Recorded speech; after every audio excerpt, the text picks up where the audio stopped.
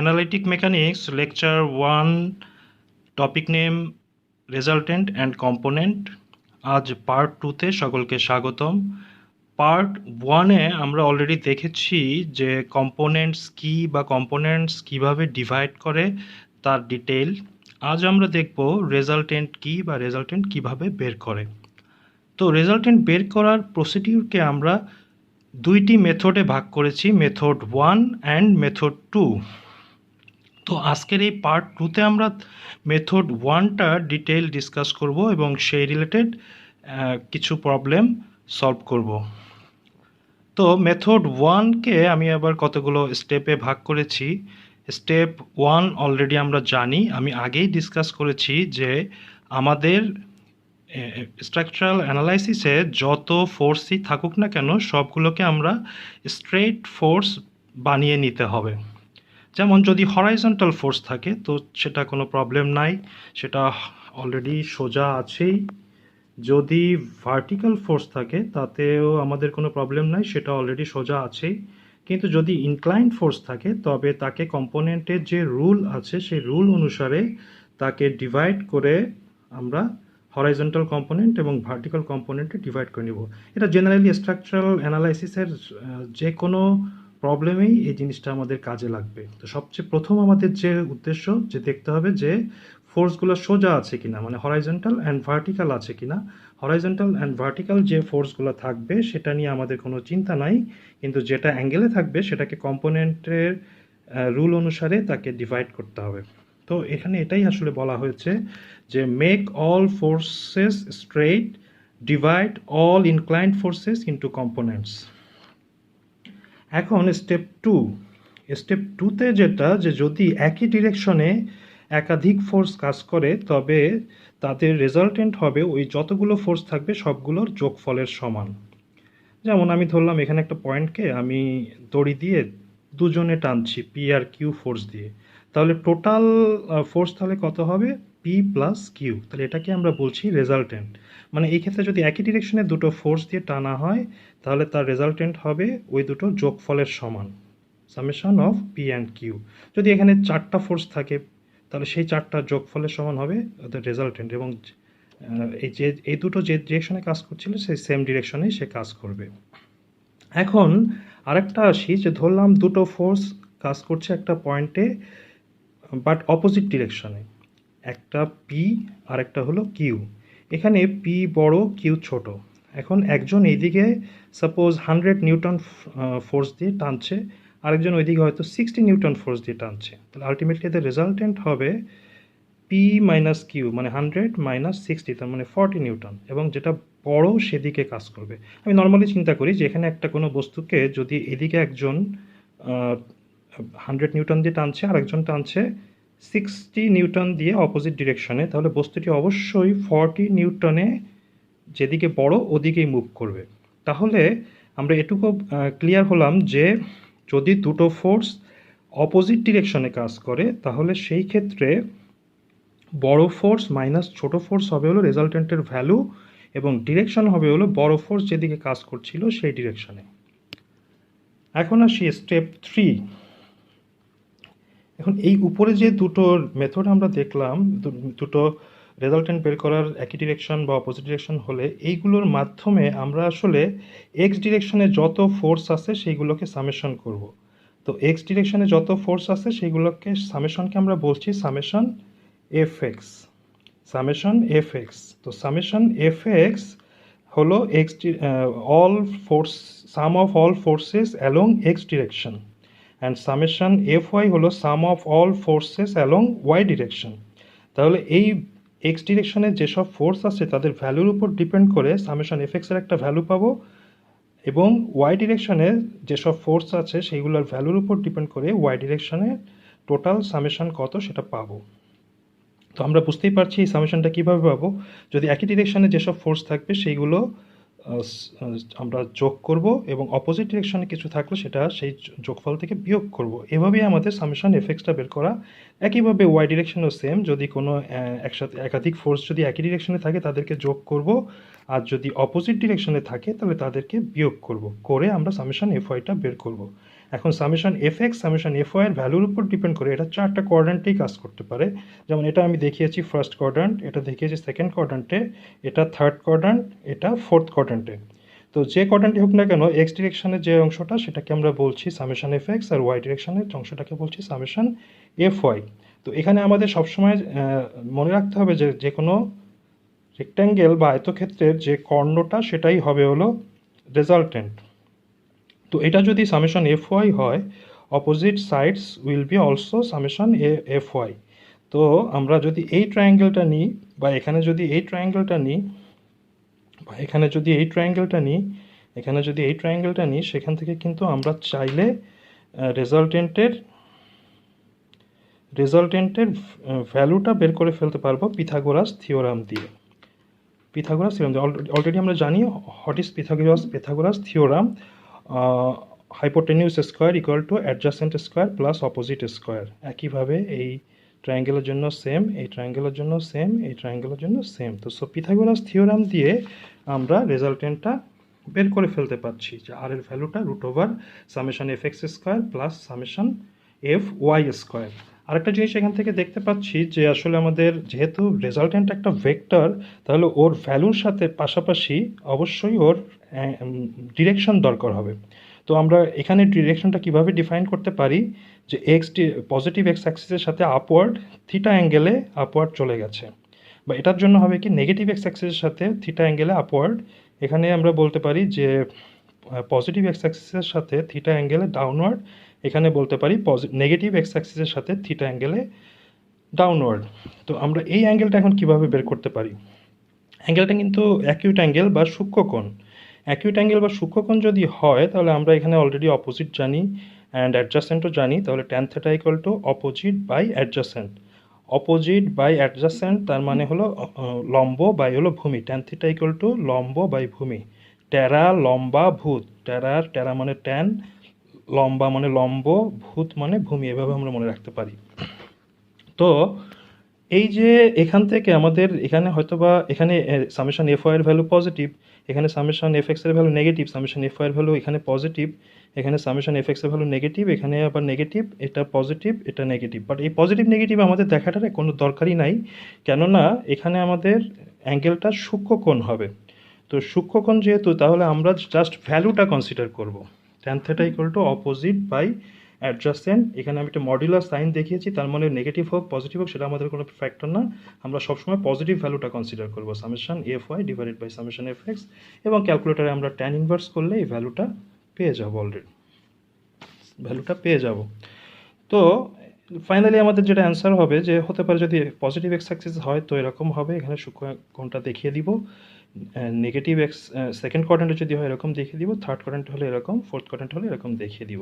তাহলে আমাদের এক্স্যাক্ট লোকেশনটা আমরা পেয়ে গেলাম যে আসলে কোন কোয়াড্রেন্টে আছে, চারটার মধ্যে যে কোনো একটা ভ্যালুর উপর ডিপেন্ড করে হবে।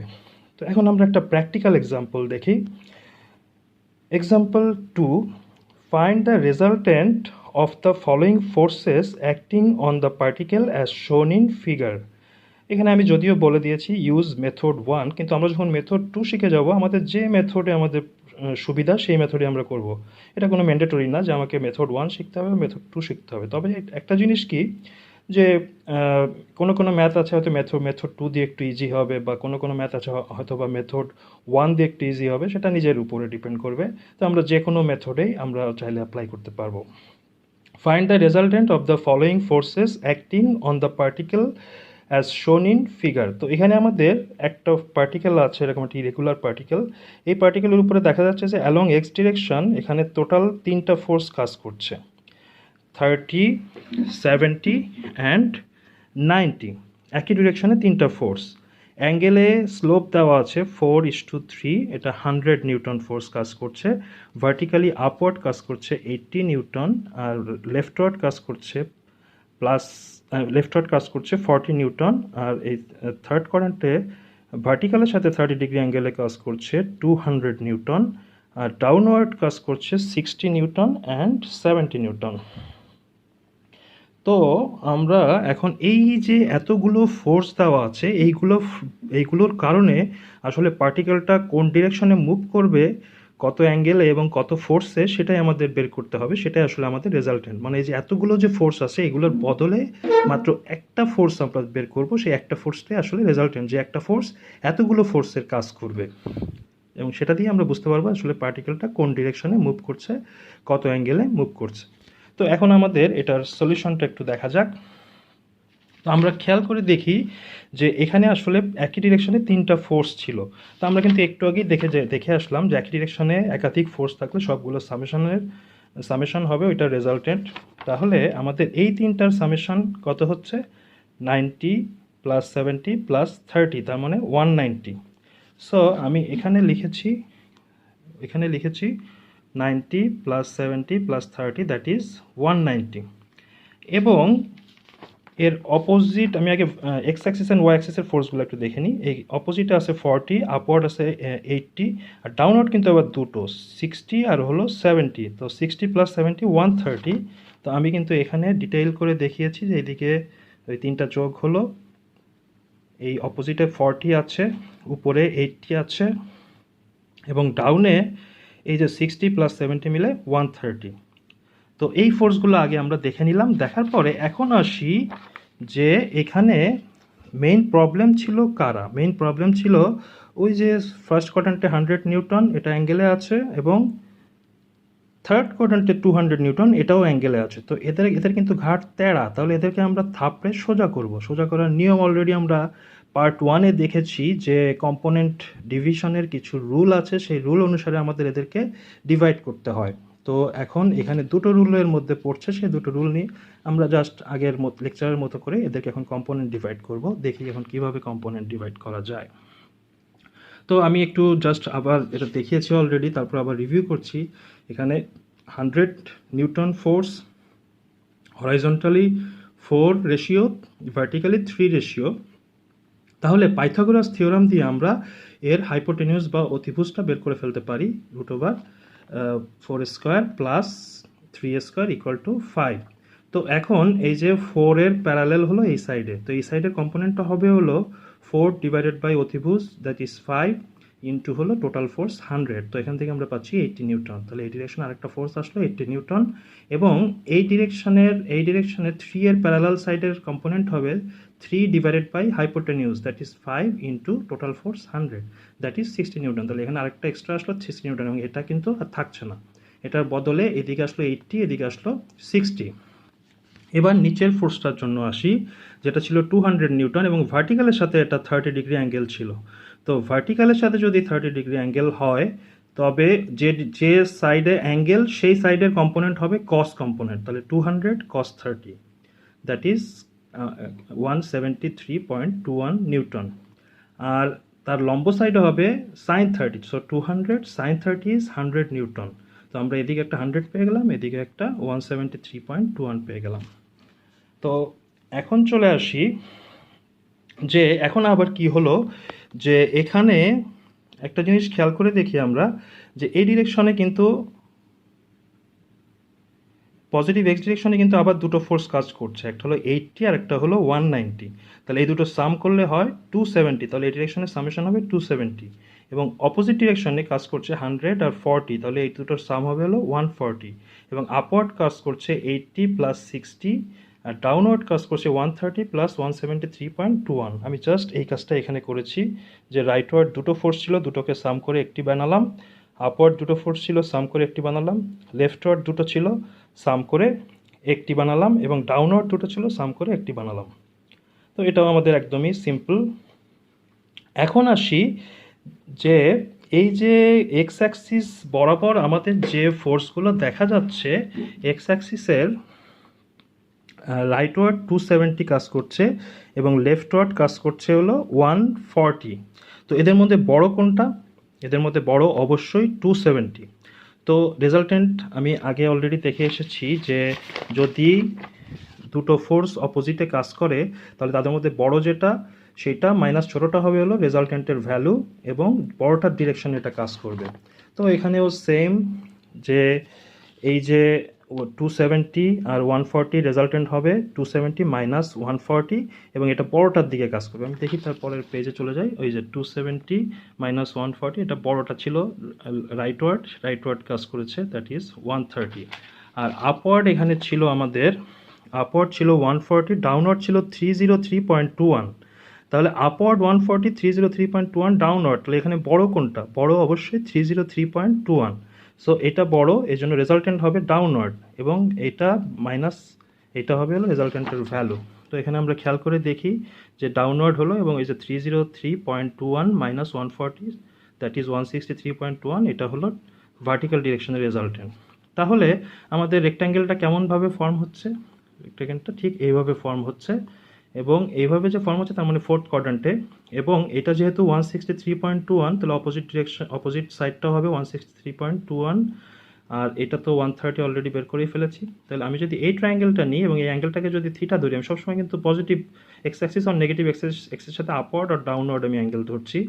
তো এখানে আমাদের রেজাল্টেন্টটা হলো ফোর্থ কোয়াড্র্যান্টে এবং ডাউনওয়ার্ড অ্যাঙ্গেল থেটা। তাহলে আমরা পিথাগোরাস থিওরাম দিয়ে আমরা এখানে হাইপোটেনিউস আর বের করে ফেলতে পারি, that is R square equal to 130 square plus হলো 163.21 হোল স্কোয়ার। সো এটাকে রুট করলে আর এর ভ্যালুটা আমরা পেয়ে যাচ্ছি 208.66। আর ট্যান থেটা ইকুয়াল টু টেরা লম্বা ভূত মানে টেরা মানে ট্যান, লম্বা মানে লম্ব, ভূত মানে হলো ভূমি। তো লম্ব ইজ এখানে অ্যাঙ্গেলের অপোজিট সাইডটাকে সবসময় লম্ব বলা হয়, মানে অপোজিট বাই অ্যাডজাসেন্ট। অ্যাঙ্গেলের অপোজিট মানে ওই সাইডটাকে আমরা বলবো অপোজিট সাইড, আর অ্যাডজাসেন্ট মানে অ্যাঙ্গেলের সাথে যে সাইডটা তাকে আমরা বলি অ্যাডজাসেন্ট। তাহলে অপোজিট হলো 163.21 divided by 130। So 163.21 divided by 130, এটাকে ট্যান ইনভার্স করলে ক্যালকুলেটারে আমরা পেয়ে যাচ্ছি 51.5 ডিগ্রি। তাহলে আমরা অ্যান্সারটাকে ফাইনালি এভাবে দেখা দিতে পারি যে এই যে পার্টিকেলটা এক্স অ্যাক্সিসের সাথে 51.5 ডিগ্রি ডাউনে 208.66 নিউটন ভ্যালু দিয়ে এইভাবে চলে যাচ্ছে। ধন্যবাদ সবাইকে। এটাই আমাদের লেকচার 1।